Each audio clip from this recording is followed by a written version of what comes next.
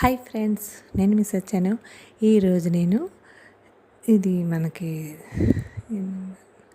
రాగి ముద్ద అండ్ అరటిపువ్వు పులుసు అండి.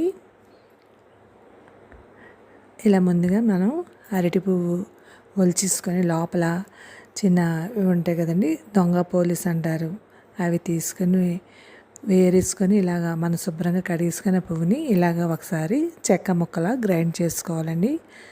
రోట్లో కూడా దంచుకుంటే బాగుంటుంది. ఇలా చేసుకొని ఒక జల్లీలోకి వేసుకొని మనం నీళ్ళు వేసుకొని కడిగేసుకోవాలి. శుభ్రంగా కడిగేసుకొని పిండేసుకోవాలి. చూసారు, ఇలా బాగా కడిగేసుకుంటే మనకు నీరు నల్లగా వచ్చేస్తుంది. ఇంకా ఆ రంగు పోయి గట్టిగా పిండేసుకొని పక్కన పెట్టుకోండి. తాలింపుకి మిరపకాయలు, ఆవాలు, మినపప్పు తాలింపు పెట్టుకోండి. అందులోనే వడియాలండి, మినప వడియాలు అంటారు కదా, మినప వడియాలు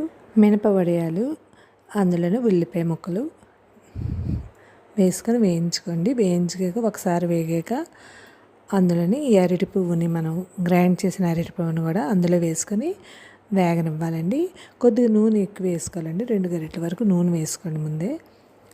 మనం అది వేగుతుండగా పక్కన మనం నువ్వుపప్పు అండి, 3 స్పూన్లు నువ్వుపప్పు, అలాగే 1 స్పూనున్నర బియ్యం పిండి వేసుకోండి. అందులోనే ఎండుమిర్చి, పచ్చిమిరపకాయలు మీ కారం తగ్గ వేసుకొని చిన్న సాల్ట్ వేసుకొని మిక్సీ చేసుకోండి. ఇది మిక్సీ చేసుకోండి. ఇందులో మనకు పసుపు వేసుకోవాలి, కొద్దిగా పసుపు కూడా వేసుకొని మిక్సీ చేసుకొని పక్కన ఉంచుకోండి. అది ఇప్పుడు పసుపు, ఉప్పు ఇది వేగుతున్నప్పుడు వేసుకోవాలి. మనం పసుపు, ఉప్పు వేసుకోండి. అందులోనే చింతపండు రసం అండి, మనం చక్కగా తీసుకున్న చింతపండు రసం కూడా ఇందులో వేసుకోండి. వేసుకొని ఒకసారి వేగనివ్వండి. వేగాక అందులో 1 కప్పుతో మనం చింతపండు రసం వేసుకున్నాం కాబట్టి అదే కప్పుతో నీళ్లు ములిగి వరకు వేసుకోండి.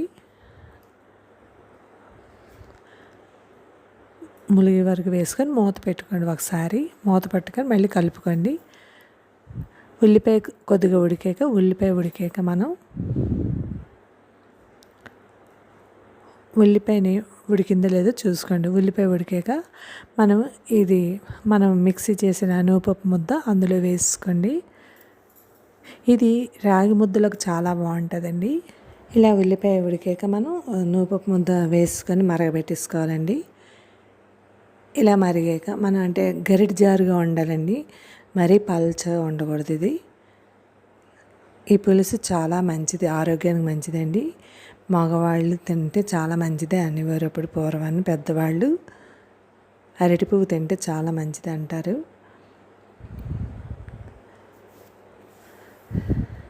ఆరోగ్యానికి కూడా మంచిదండి అరటి పువ్వు. వీక్లీకి ఒకసారైనా తినండి, లేకపోతే నెల రోజుల కన్నా ఒకసారైనా తినండి. అరటి పువ్వు పులుసు, అరటి దవ్వ ఫైబర్ ఎక్కువ ఉంటుంది.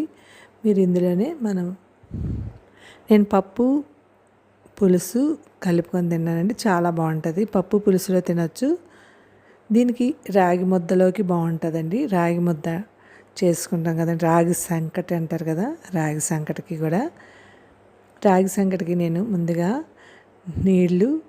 4 గ్లాసుల నీళ్లు వేసానండి. అంటే మనం ఏ కప్పుతో కొలుచుకుంటామో ఆ కప్పుతోటే నేను రైసు 1 చిన్న కప్పుతో తీసుకున్నానండి. ఆ కప్పుకి 4 కప్పులు నీళ్లు వేసాను.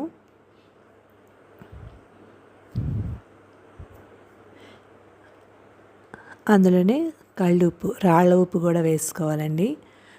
అదే కప్పుతో నేను నీళ్ళు ఏ కప్పుతో వేసానో ఆ కప్పుతో రైస్ కూడా వేసాను.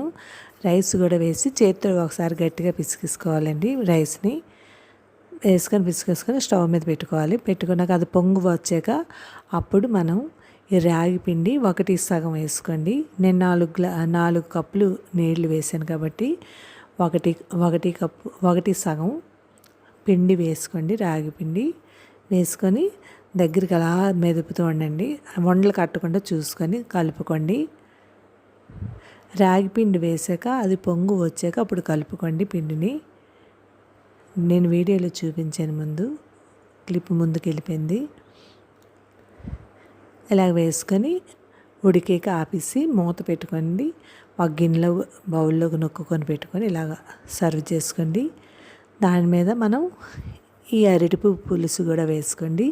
టేస్ట్ చాలా బాగుంటుంది. దాని మీద నెయ్యి వేసుకొని తింటే ఇంకా బాగుంటుందండి. అంతేనండి, ఎంత టేస్ట్ అయినా రాగి ముద్ద అరటిపువ్వు పులుసు రెడీ అయిపోయింది. మీరు ట్రై చేయండి. Thank you. సబ్స్క్రైబ్ చేయండి, లైక్ కొట్టండి, కామెంట్ పెట్టండి. బాయ్. మీరు ట్రై చేయండి.